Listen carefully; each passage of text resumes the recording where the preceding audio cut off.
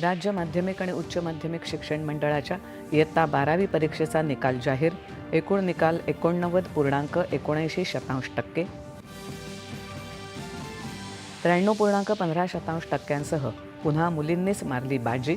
सर्व विभागीय मंडळातून कोकण विभागाचा सर्वाधिक म्हणजे 94.14% निकाल.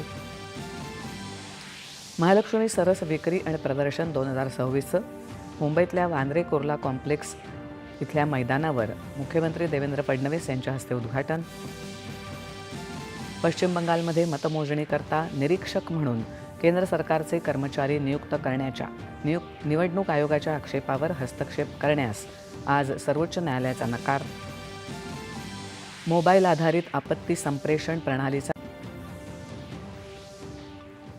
नमस्कार.